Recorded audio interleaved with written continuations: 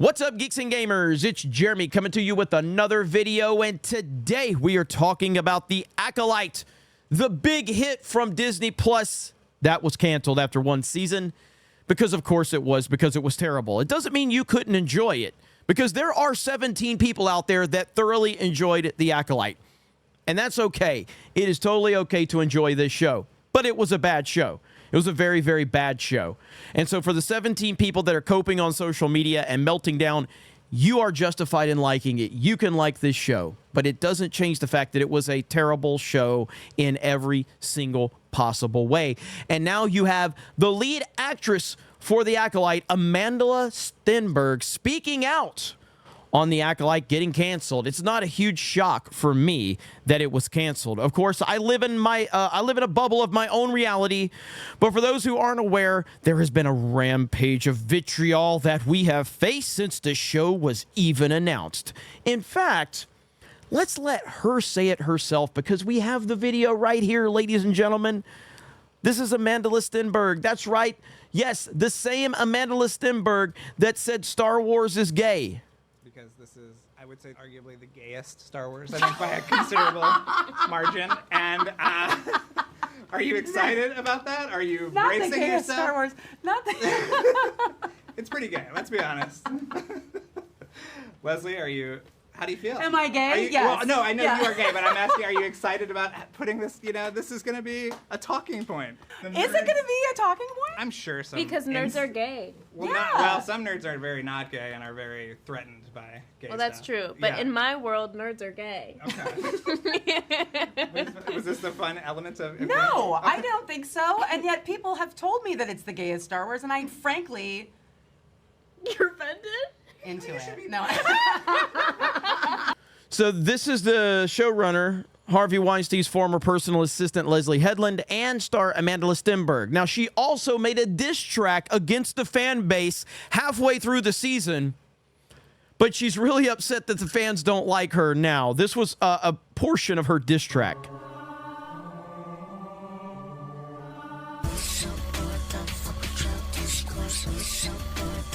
Yeah, this is not a meme. This is not a meme, okay?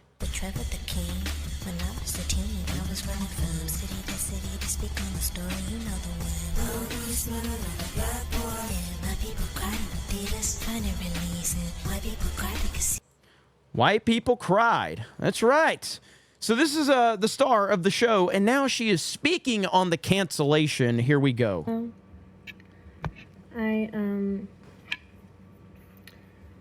I thought I would get on here and just speak candidly. I hate doing this. I hate doing this, but I'm gonna do it. I don't use social media very much anymore, and I'm so happy about that. But there are many folks out there that I want to acknowledge, and I want to show appreciation and love and support for.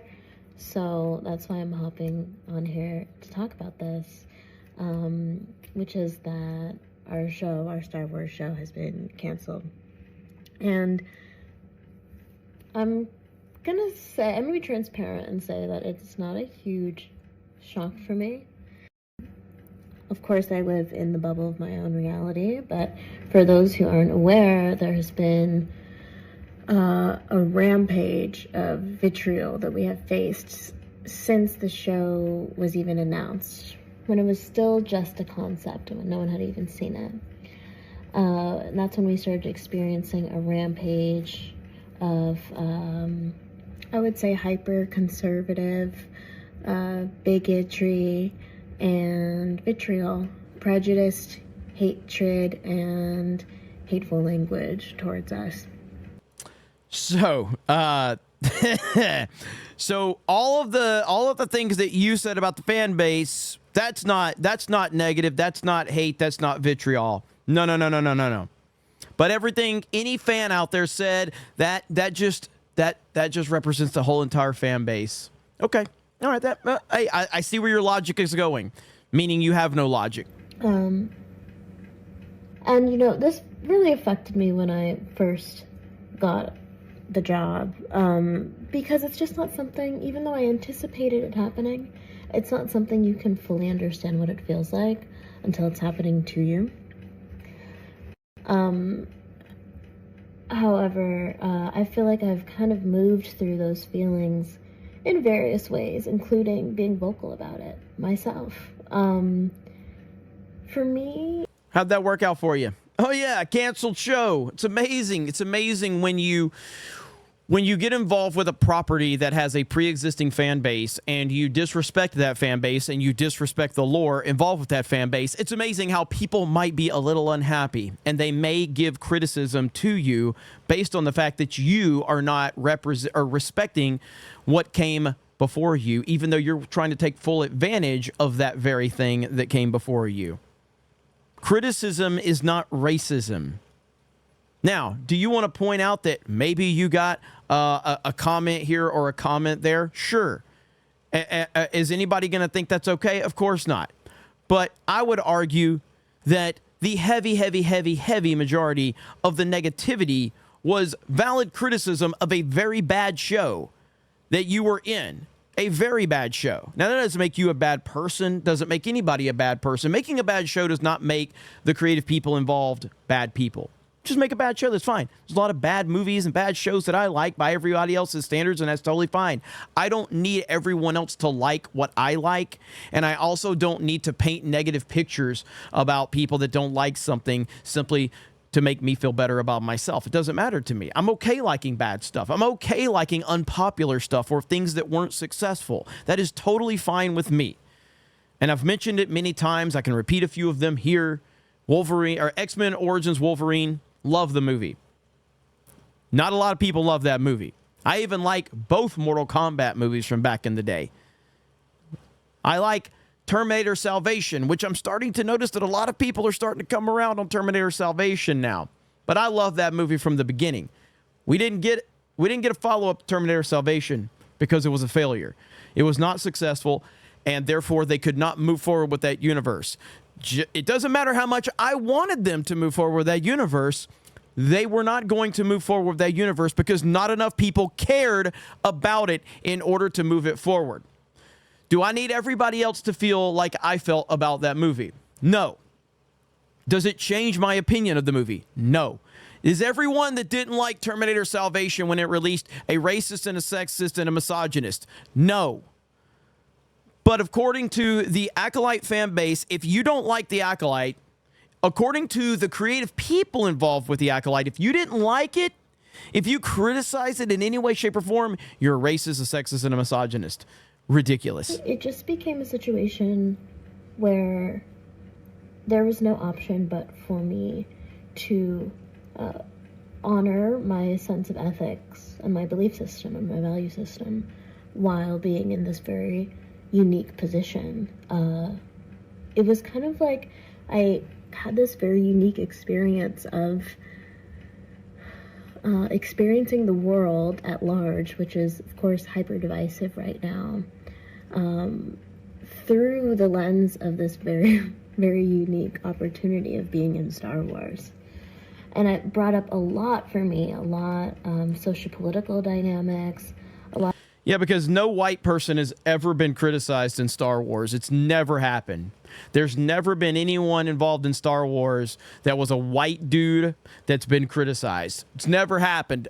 You are the first person that's ever been criticized within Star Wars. Therefore, it must be racism. It must be sexism. It must be bigotry. A lot about my own value system, how I respond to that kind of hatred, how I move through the world at large. And it just became inarguable for me at a certain point that in order to continue to be myself, I would have to honor my value system by being vocal even within the context of working for Disney and working within the large, within the large, massive IP that is Star Wars. On that topic, I just have to say it has been an incredible honor and dream for me to be in this universe. it still feels, even though, of course, I'm very sad about the show being canceled, and I'm sad about us not being able to give people who are invested into it more, because I'll just feel a lot of levity and joy around the fact that I got to experience it. You got to experience what? I thought all you got to experience was bigotry and hatred. Now you're talking about how thankful for you, how you are, and how it was an honor. Well, if it was an honor and you're so thankful for it, why are you so focused on all of the bigotry and hatred? Because, yeah, you probably got a few negative comments from a few assholes. Guess what? Welcome to the internet. Welcome to the real world. It doesn't matter who you are. It doesn't matter what skin color you are. It doesn't matter who you sleep with. It doesn't matter who you vote for. It doesn't matter what your background is. It doesn't matter. The internet will go after you in some capacity. You can centrally focus on a few negative comments and build a fake narrative out of that if you want to. But the reality of the situation is people are passionate about IPs like Star Wars and Marvel and DC and so on and so forth, Harry Potter, Lord of the Rings, whatever. If you're going to sit there and hyper-focus on a few negative comments and try to build an entire narrative and say the entire fandom is like this, guess what the fandom's going to do? They're going to challenge that, and they're going to let you know how much they don't like you.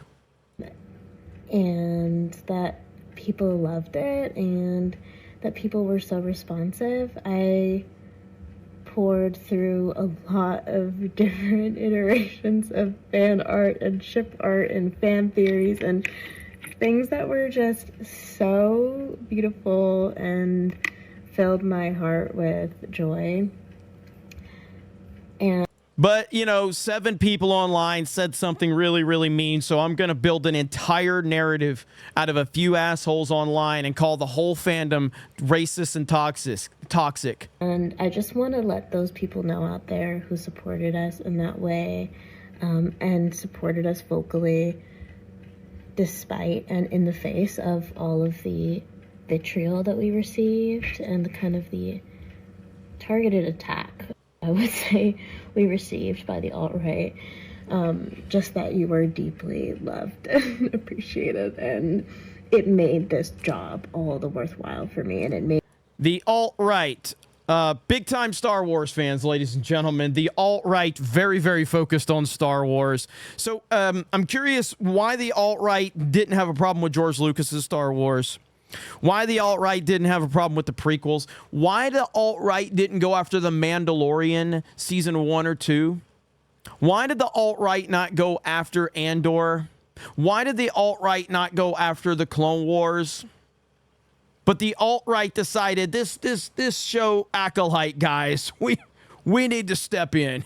The alt-right, famously known for their passion for Star Wars, made all of the challenging elements of it completely worthwhile for me. And so that, plus my love of sci-fi and fantasy, and being able to be a part of the legacy of something that I so deeply value, and something that means so much to me, and I've looked up to for so long. You valued it, but you said that Star Wars is gay.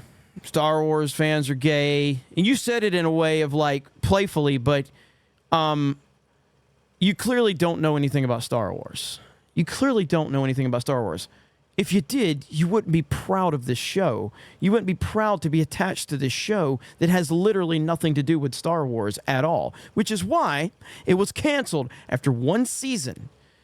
And trust me, no one at Lucasfilm wanted to cancel this show. They wanted this show to go on forever and ever. The fact that Lucasfilm was put in a position to have to cancel this show means it was absolutely a massive failure beyond anybody's belief.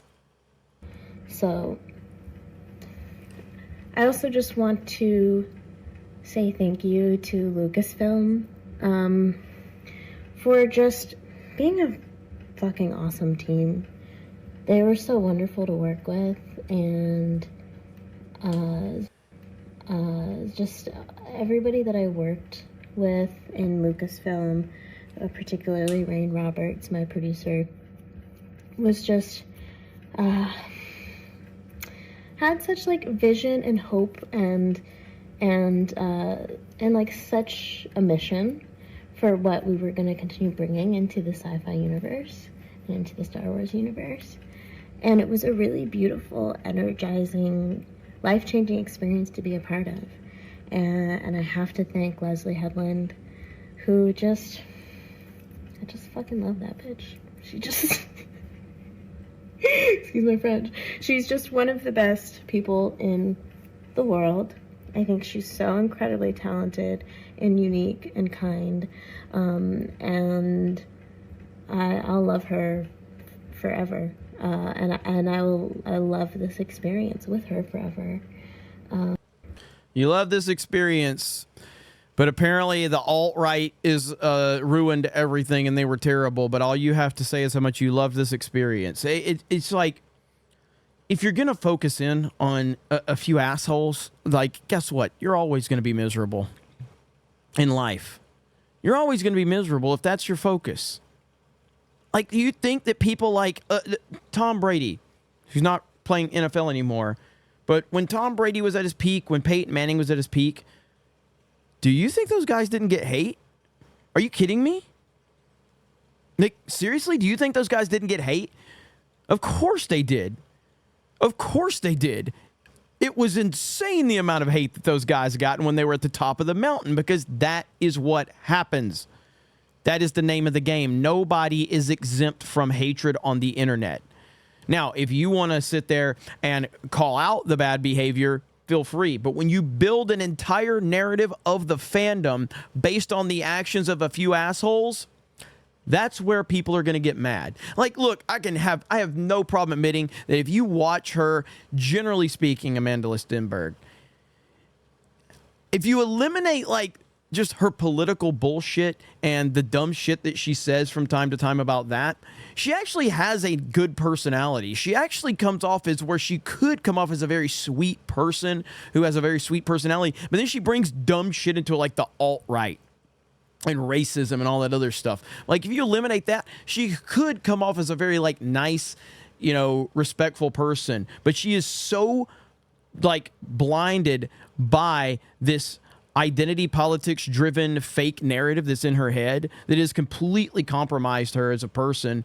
And you can't actually, she can't actually show you that kind of bubbly personality that's in there, because she's allowed this leftist narrative cancer to take over her mind. And it's kind of sad.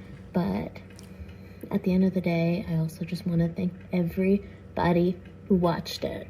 Thank you for being I watched it. Loving. I watched it. So you're welcome. You are very welcome. I am so humbled by this. Thank you. And supportive and excited and nerdy and awesome, and I'll continue to process this for a long time. Well, you are very welcome. You are very welcome. The last thing I want to say on the subject is that we all exist in the context of all in which we live. But I'm serious. It's not lost on me how the way that these events have unfolded is also due to the hyper-divisiveness of the time that we live in, that is driven, I would say at this point, by echo chambers of thought and algorithms that reinforce our biases. And I think that applies to everybody. But I think that in a particular sect of people, it manifests as a lot of fear for what is changing and a lot of hatred for anything that is other.